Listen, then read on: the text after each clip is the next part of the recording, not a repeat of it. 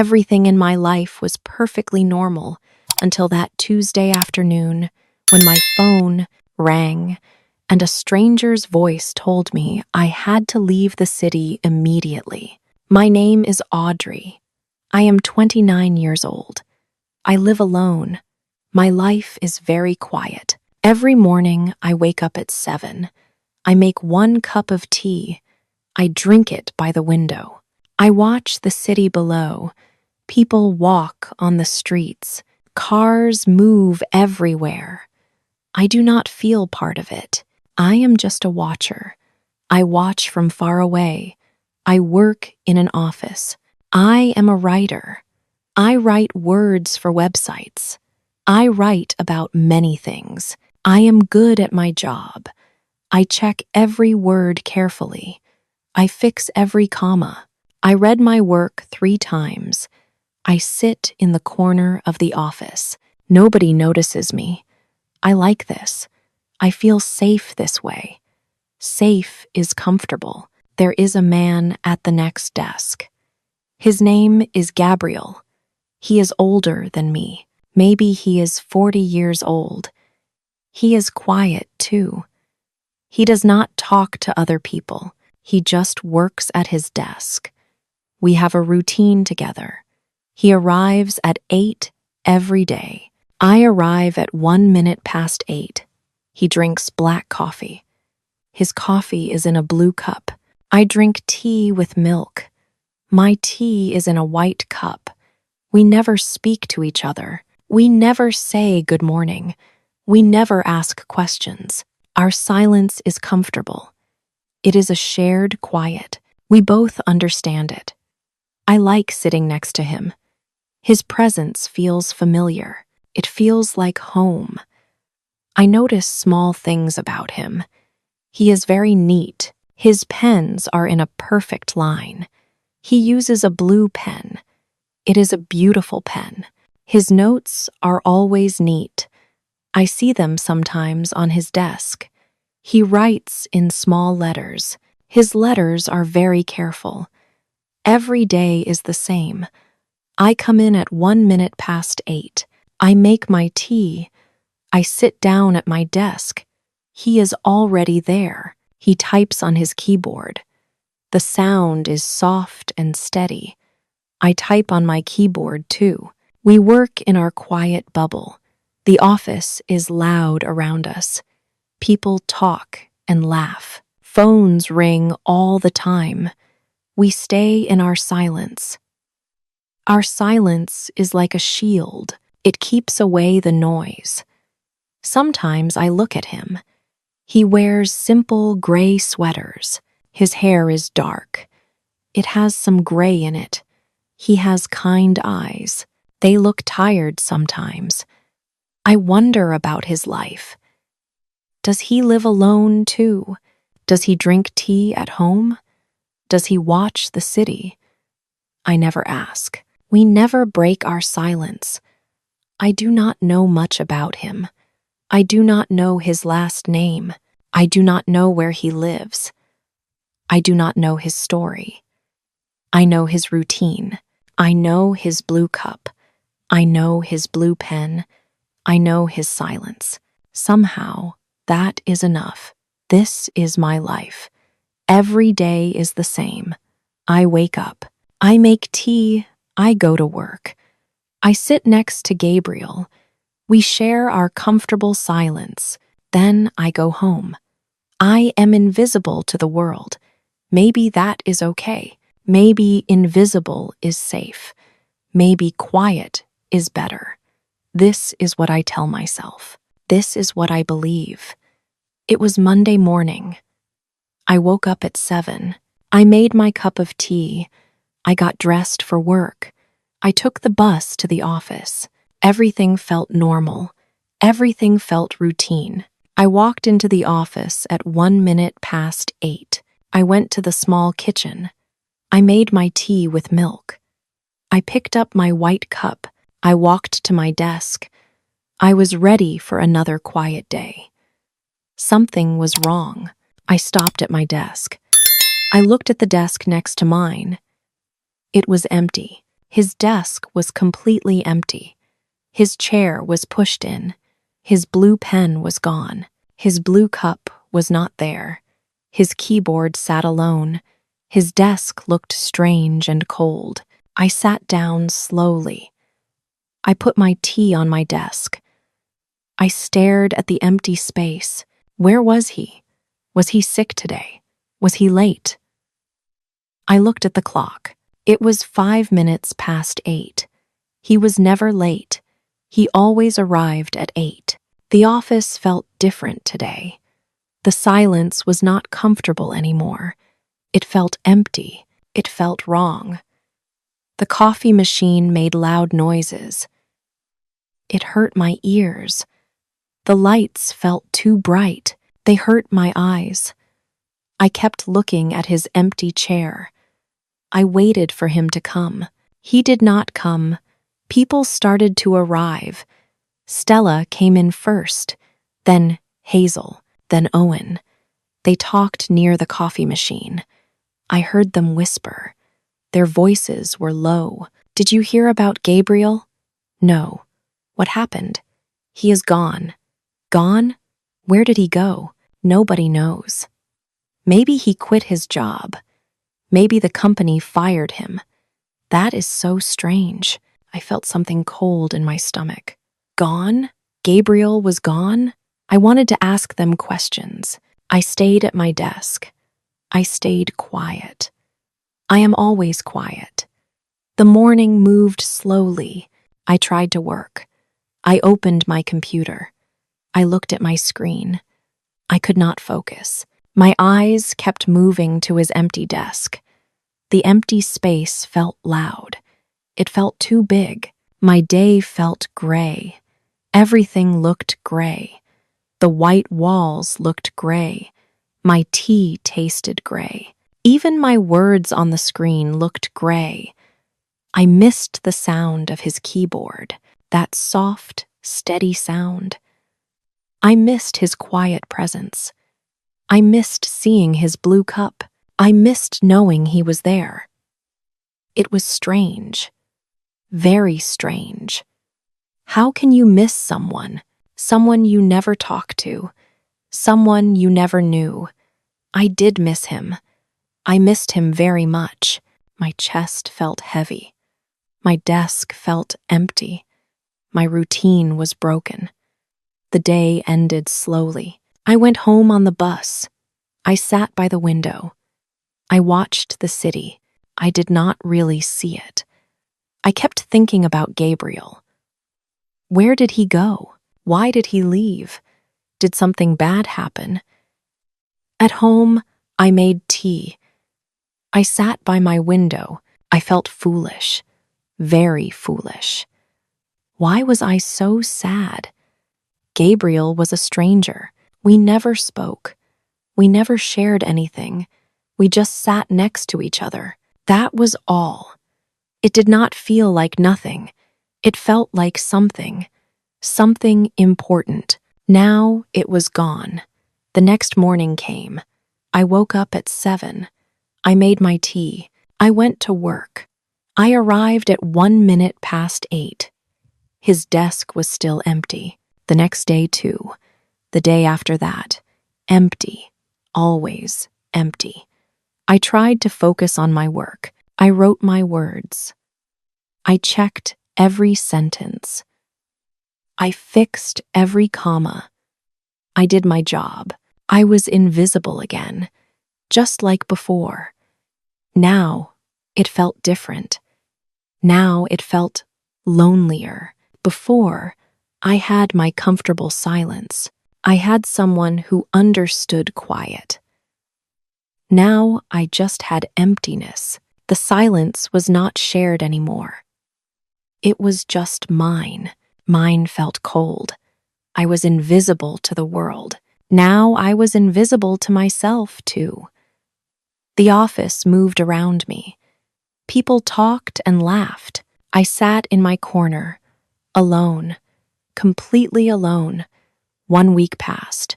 His desk stayed empty. Nobody came to sit there. Nobody took his blue cup. The space just waited. empty and quiet. On Monday morning, my boss called me.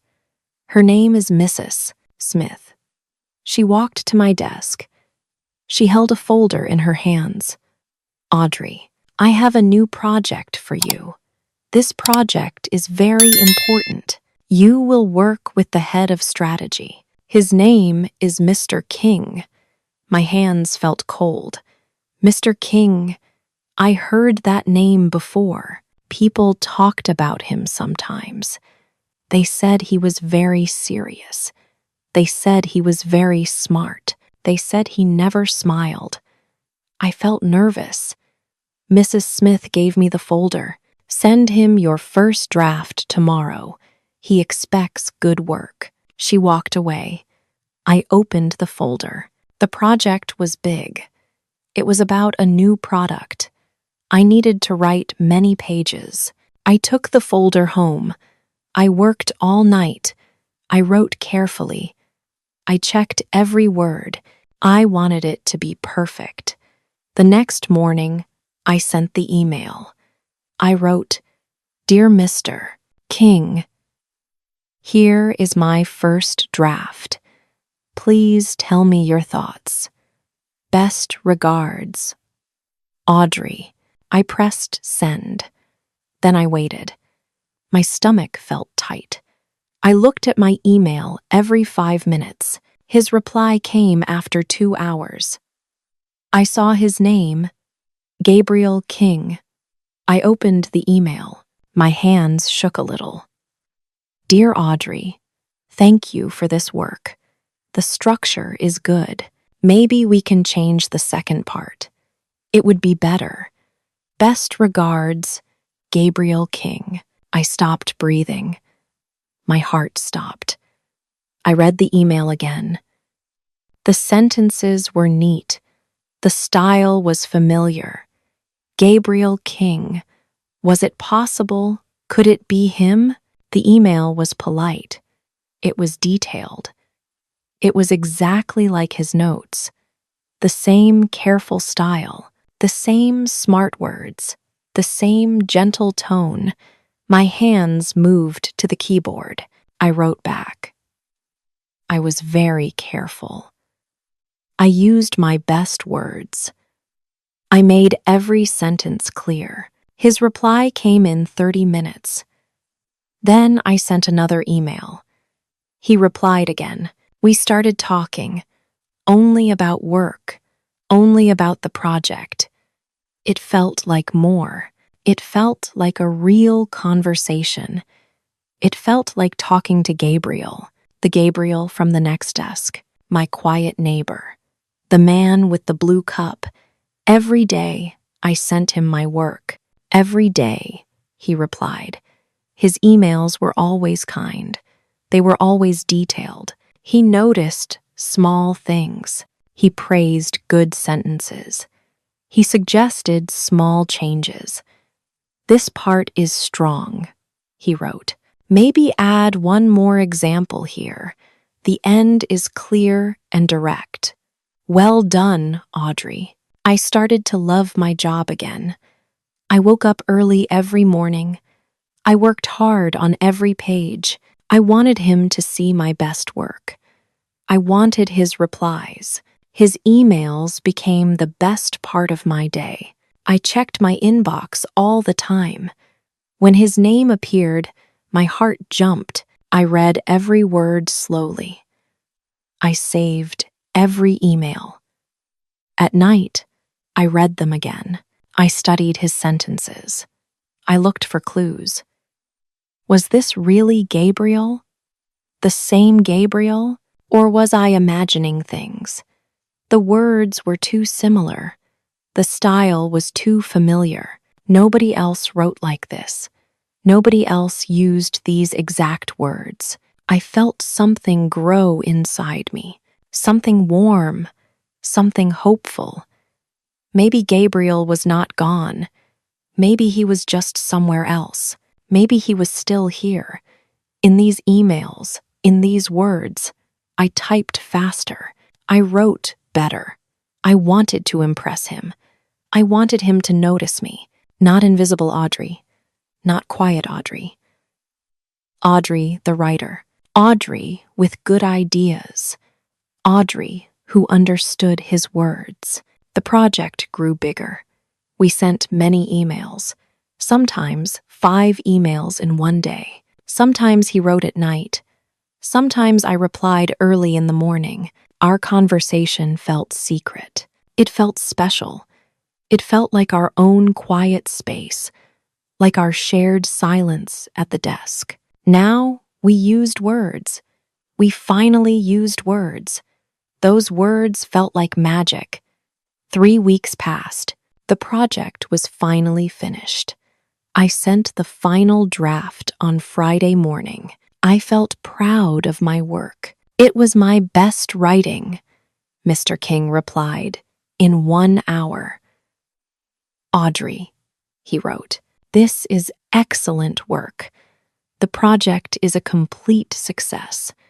Thank you for your hard work. My heart felt warm. I smiled at my screen. I read his words 3 times. Then another email came. I want to thank you in person. Please come to my office. Tomorrow, 10 in the morning. Gabriel King. My smile disappeared. My hands became cold. A meeting, in person. I felt very nervous. That night, I could not sleep. I looked at my clothes. What should I wear? I chose my best black dress. I chose my good shoes. I wanted to look good. Morning came too fast. I woke up early. I drank my tea quickly. My hands shook. I took the bus to work. At 15 minutes before 10, I left my desk. I walked to the elevator. I pressed the button for the top floor. The top floor of the building. The elevator moved up slowly. My stomach felt strange. The doors opened. The top floor looked expensive. The carpet was thick and soft. The walls were dark wood. Everything looked serious. A woman sat at a desk. I have a meeting with Mr. King, I said. My voice sounded small. Go down the hall, she said. Last door on the right. I walked slowly down the hall. My shoes made no sound on the carpet. I reached the last door. It was made of dark wood. A gold sign said, Gabriel King, CEO, CEO, Chief Executive Officer. Mr. King was the CEO? My heart beat very fast. I knocked on the door. My hand shook. Come in, a voice said. The voice was familiar, very familiar. I knew that voice. I opened the door slowly. The office was huge. Big windows showed the whole city. A large desk stood in the center. Behind the desk sat a man. He was not wearing a gray sweater. He wore an expensive black suit. His tie was dark blue. He looked like a CEO, serious and important. His eyes were the same, kind eyes, tired eyes. Eyes I knew. It was Gabriel, my Gabriel, the man from the next desk, the man with the blue cup, the quiet man who arrived at 8. My heart stopped completely. I could not breathe. I could not move. Audrey, he said softly. The man at the next desk, the man with the blue pen. He was not Gabriel, the quiet worker. He was Gabriel King, the CEO of the whole company. My mind could not understand. How? Why? I felt many things at once. Confusion, anger, hurt. You lied to me, I whispered. My voice broke. Tears came to my eyes. I felt so foolish, so stupid. All this time, all those quiet mornings, he was the CEO. He was my boss. He was everyone's boss. I never knew. He stood up quickly. He walked around his desk. He did not look like a cold CEO now. He looked worried. He looked guilty. "Audrey, please," he said. "I did not lie to you. I just listened. Please sit down." He pointed to a chair. I did not move. I just stared at him. "You let me think," I said. "You let me believe." What did I believe? That we were the same? Two quiet people? Two invisible workers? We were not the same. He was the CEO. I was nobody. "Please, Audrey," he said again. "Let me explain." His voice sounded sad. His eyes looked so tired. I wanted to run away. I wanted to leave. My feet did not move. I looked at him. Really looked at him. He still looked like Gabriel. The same dark hair, the same kind face, the same gentle voice. Everything was different now. Everything was a lie. "Why?" I asked. "Why did you sit at that desk? Why did you pretend?" He took a step closer. "I did not pretend to be someone else. I was just trying to be myself." "Yourself?" I said. My voice sounded angry. "You are the CEO. You own this company. You sat next to me. You drank coffee at a regular desk. You made me think." I stopped. I could not finish. What did I think? That we had something? That our silence meant something? "Please," he said one more time, "sit down. Let me tell you the truth. You deserve the truth." I looked at the chair. I looked at him. Then, slowly, I sat down. My whole body felt heavy. My heart hurt. Gabriel sat down too. Not behind his big desk. He sat in the chair next to mine, close to me, like at our old desks. "I will explain everything," he said quietly. "I promise." Gabriel sat in the chair next to me. He looked down at his hands. He took a deep breath. Then he started to talk. "My father started this company," he said. "He built it for 30 years. He died last year." His voice became quiet. I saw pain in his eyes. I took over the company. I became the CEO. I did not know anything. I only saw reports on paper. I only saw numbers on screens. I did not know the people. I did not know the real work. He looked up at me. So I made a decision. I decided to work on the floor, to see the real company. I did not tell anyone who I was. I just became Gabriel, a new manager. Nobody asked questions. I listened quietly. My anger started to fade. I still felt confused. "I chose a desk," he continued. "A desk in the corner, next to a quiet woman, next to you." He smiled a little, a sad smile. "I watched you work every day. You are so good at your job, Audrey. So careful with every word. So smart with every idea. You never spoke. You hid yourself from everyone. Just like me." My throat felt tight. "I understood you," he said. "Your silence. Your invisible life. I felt the same." He stood up slowly. He walked to the window. He looked at the city below. "Being the CEO is very lonely. Everyone smiles at me.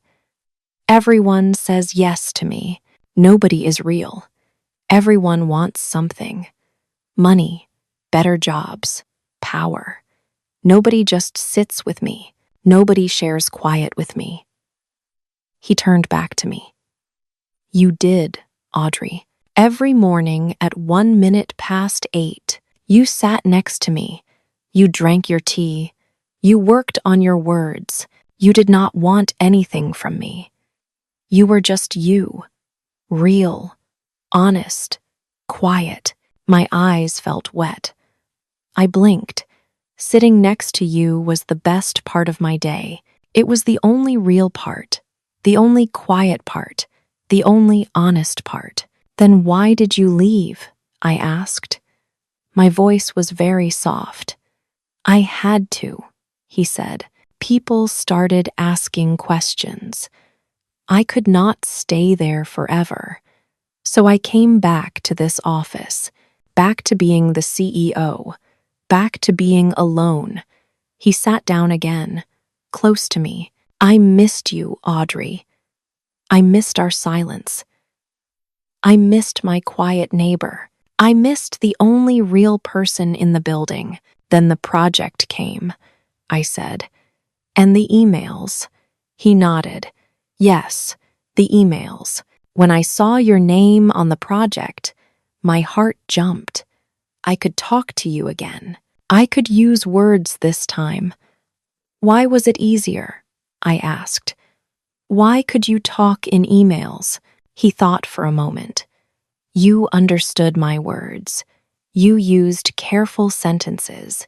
You paid attention to every detail, just like at your desk.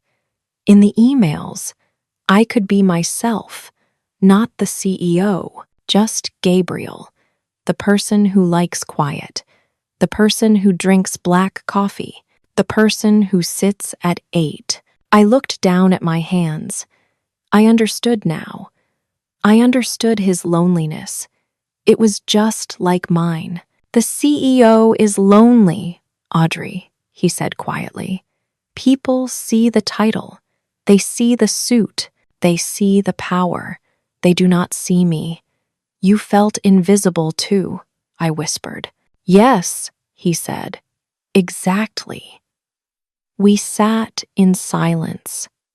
This silence was different. It was not uncomfortable. It was familiar.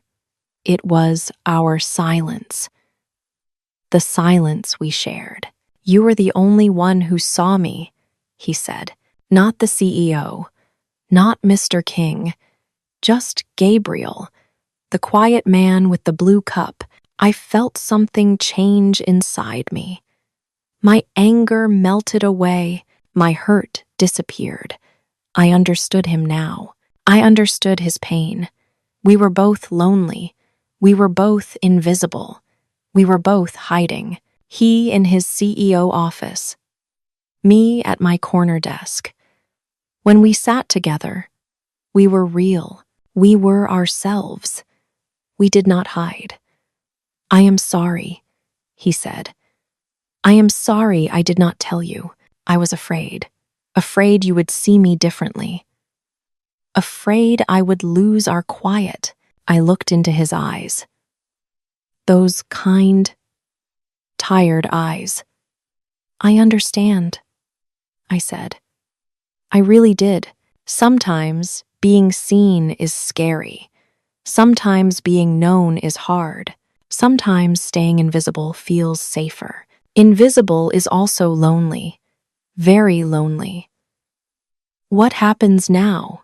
I asked. He reached out his hand. He did not touch me. He just held it there, between us. I do not know, he said honestly. I do not want to lose you again. I do not want to lose our quiet.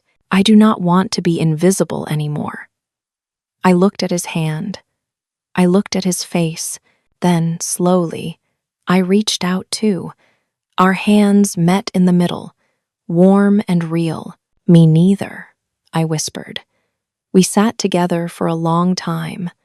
Our hands stayed connected. The silence felt comfortable again, like our old mornings, like our shared quiet. Then I pulled my hand away. I looked at him. I felt confused again. How can I trust you now? I asked. You are the CEO. I am just a writer.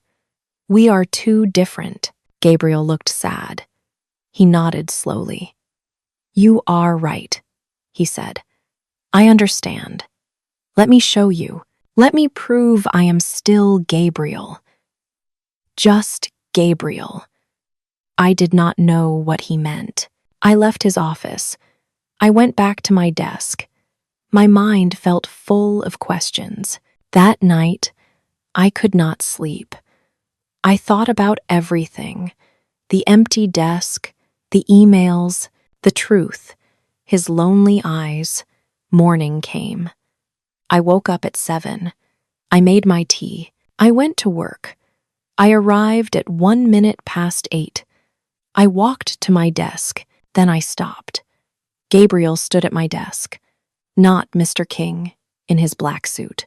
Gabriel in his old gray sweater, the same sweater from before. He held 2 cups. One was his blue cup, one was my white cup. I made tea, he said, with milk, the way you like it. Can we sit together? Like before. My heart jumped. I looked around the office. Stella was watching. Hazel was watching. Owen was watching. Everyone was watching. The CEO was at my desk. The CEO brought me tea. The CEO wore an old sweater. I did not care. Not anymore. I smiled. I took my white cup from his hands. Yes, I said. Let us sit together. He smiled too. A real smile. A warm smile. He pulled a chair to my desk. He sat down next to me. Just like before. We drank our tea and coffee. We did not talk. We just sat in our silence. Our comfortable, shared silence. People whispered around us. We did not listen. We were in our bubble again. Our quiet bubble. I was not invisible anymore. I was seen. Really seen. It felt good. The days passed. Gabriel came to my desk every morning, always at 8, always with his blue cup. Sometimes he made my tea too. We started to talk. Small words at first. Good morning. How are you? The weather is nice. Then bigger words. Real conversations. About books. About work. About life. One Saturday, he sent me an email. Can we meet? It said. I want to show you something. We met outside the office. Not at a fancy restaurant. Not at an expensive place. We went to the small park. The park near our office. We sat on a wooden bench. He brought his blue cup. I brought my white cup. The sun was warm. The trees were green. People walked past us. We sat in our silence, our comfortable silence. I have an idea, Gabriel said finally. I looked at him.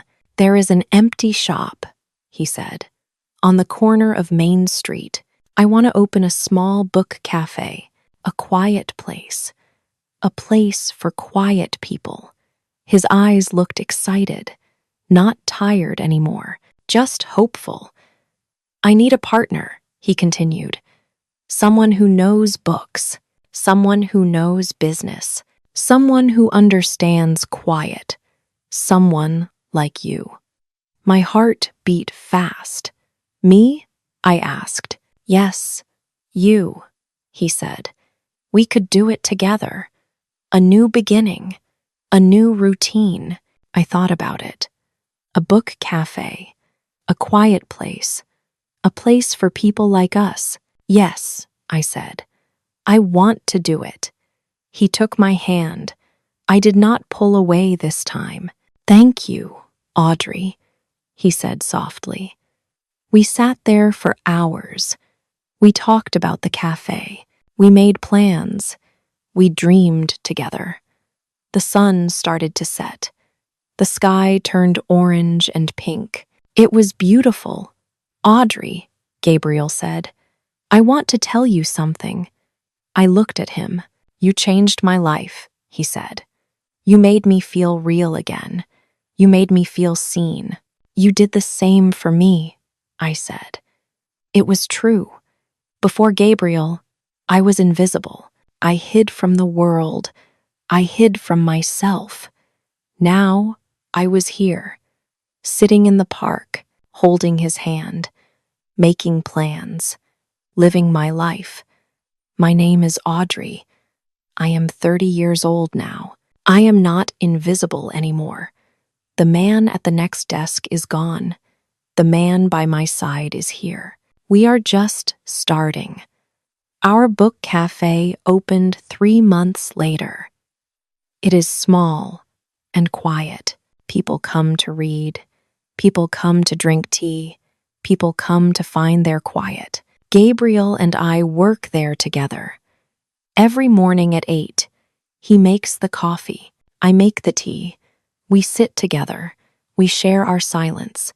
Now we share our words too, our dreams, our life. Sometimes love does not shout.